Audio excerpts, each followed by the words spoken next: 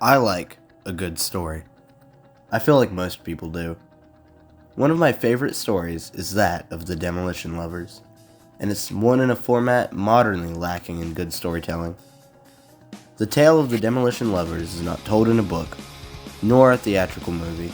Instead, the story of the Demolition Lovers is told across nearly 2 studio albums, multiple music videos, and multiple forms of other media. My Chemical Romance is a New Jersey rock band formed in 2001.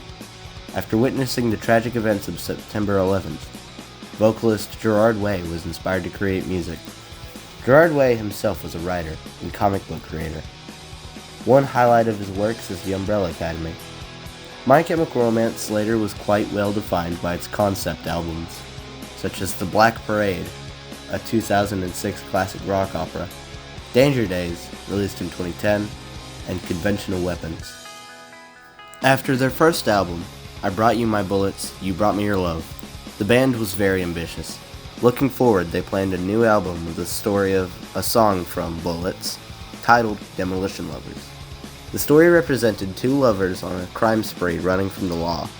Eventually, they get separated by either death or prison, and the man makes a deal with the devil for the souls of 1,000 men to see her again.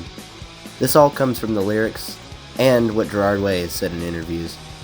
They adapted this song's story into their next album, 3 Cheers for Sweet Revenge. Other songs on their first album reflected this story as well. In 2004, it was released.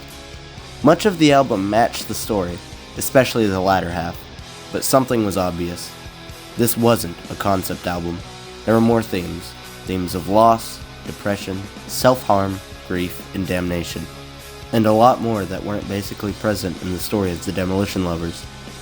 As this video progresses, I may reach some more disturbing topics to some viewers, so if topics of self-harm, violence, depression, and religion may be triggering or uncomfortable to you, I advise you click off now.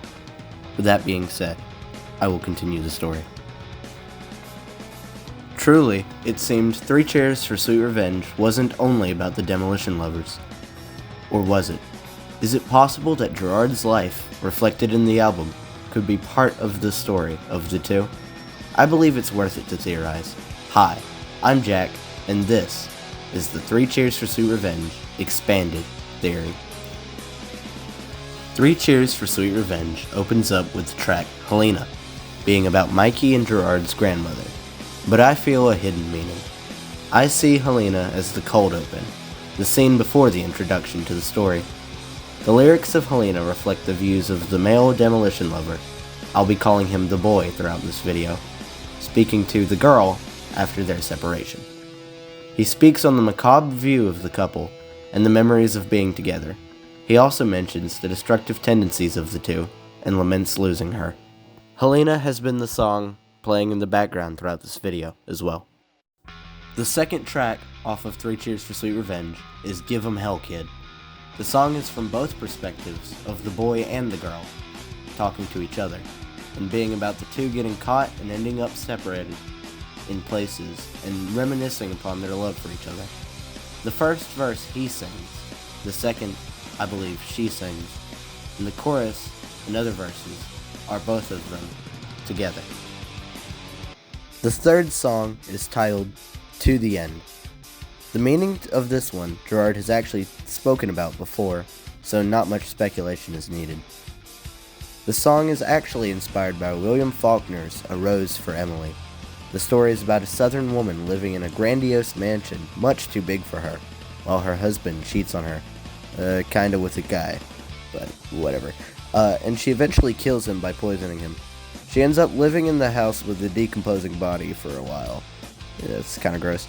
The story as a whole represents loss, grief, and the inability to move on after death.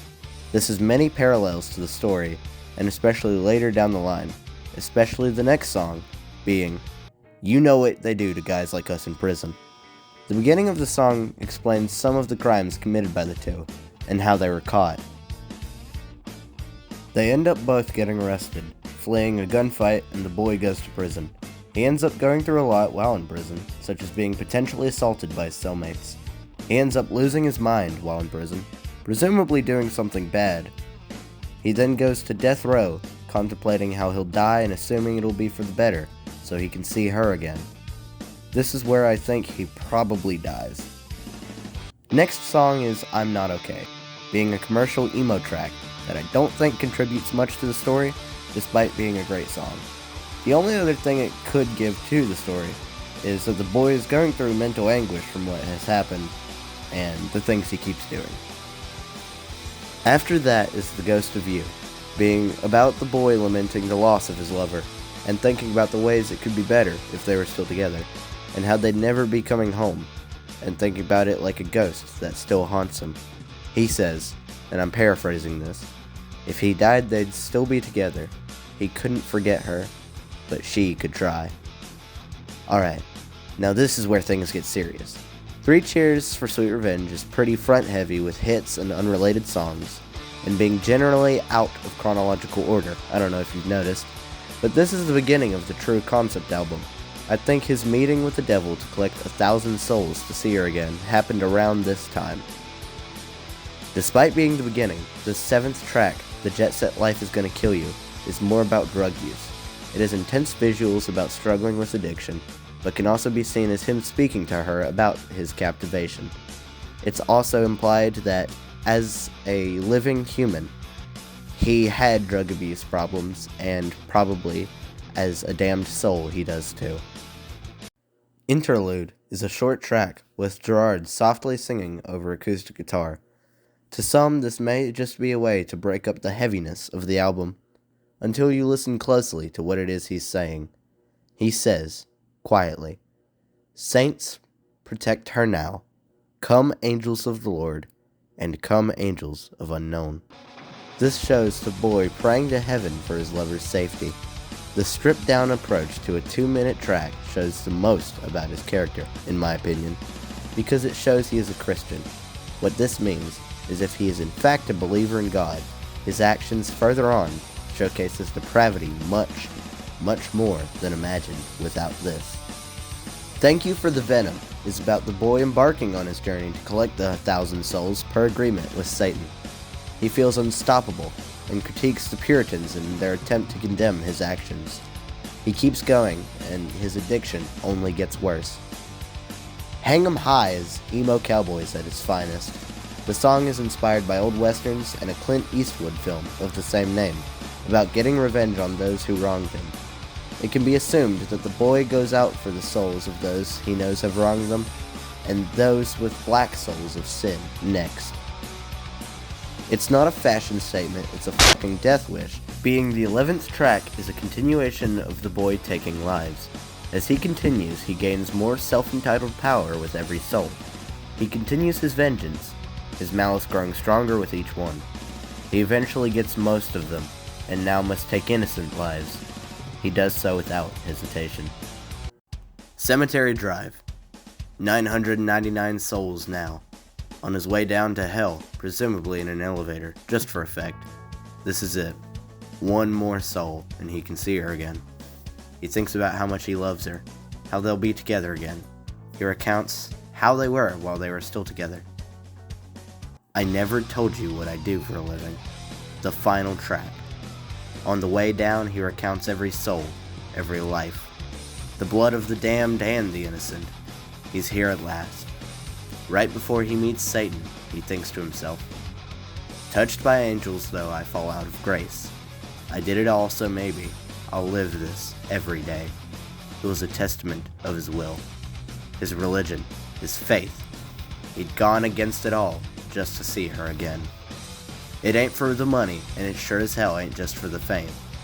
And down we go. Finally, he meets Satan. He finds the last soul. "I tried," he screams. He pleads, he begs, but it's too late. The last soul was his. It was his own to claim. He'll never see her again. This is his breaking point. He asks for one more night. He denies and says it's better off this way. It's all to no avail. Satan got what he wanted. This is the end of the line. In the end, he concludes almost reluctantly, "Never again.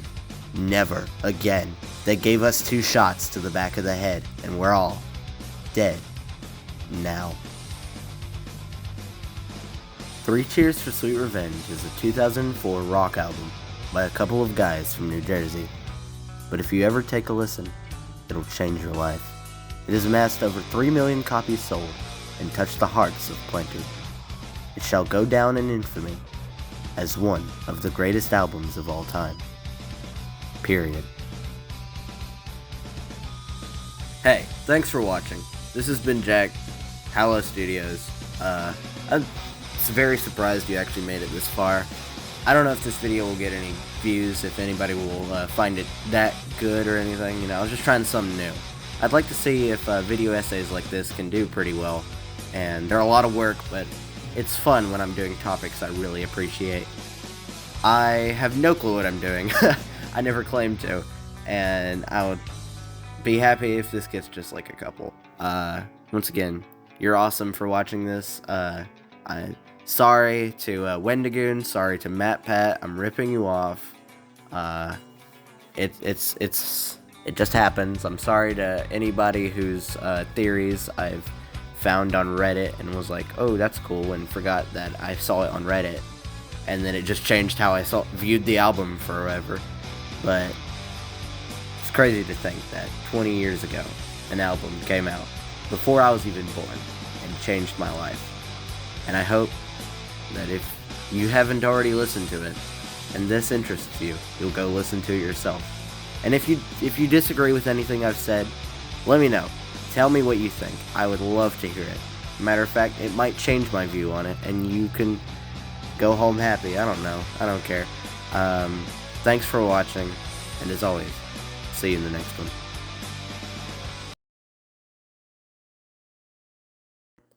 Interlude is a short track consisting of Gerard Soft